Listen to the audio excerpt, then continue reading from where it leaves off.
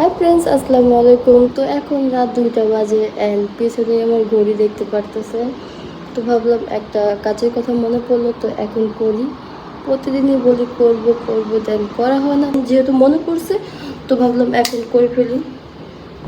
তো প্রতিদিনই বলি যে বাদাম ভিজাবো, তো এগুলো আর ভিজাতে পারি না। তো ফাইনালি রাতে 2টা বাজে আমার মনে পড়লো এগুলো ভিজানোর কথা, দেন আমি ভিজিয়ে দিলাম। অ্যান্ড প্রতিদিন বলি যেহেতু করি না, তাই আজকে মনে পড়লো, তাই সাথে সাথে করার জন্য রাতে 2টা বাজে উঠে গেলাম। বাট আমি চেষ্টা করি যে আপলোড করবো, কিন্তু এডিট করি না, দেন এটাকে রেখে নিজের ফোনে গ্যালারিটা ভরে ফেলি।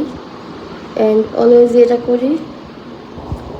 আর এটাও আমি শিওর না যে কালকে এটা আমি শিওর কন্টিনিউ করতে পারবো কিনা। তো বাহিরে একটা কাজ ছিল আম্মুর সাথে, তো গিয়ে সাথে সাথেই চলে আসছি।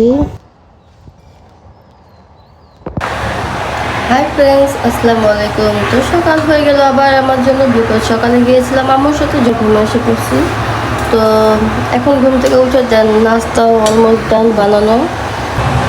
এর মধ্যে আমি আমার বাদাম খেয়ে ফেলেছি, দেন চিয়া সিড যেটা ভিজিয়েছি রাতে ওটাও খেয়েছি, শেষ করেছি। অ্যান্ড এখন নাস্তা বানাচ্ছি। বুঝতেছিলাম ওখানে কেন যাইতেছে। আম্মুকে বলছে শুধু এই জায়গাটুকু, সবুজ জায়গাটুকু হাঁটতে।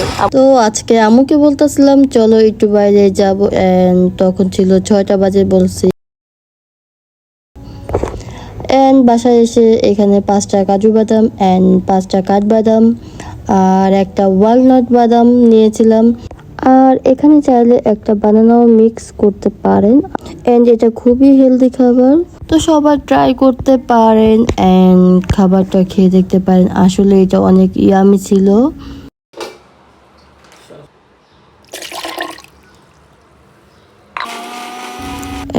আজকের মতো এখানে শেষ। Thank you for watching. আল্লাহ হাফেজ।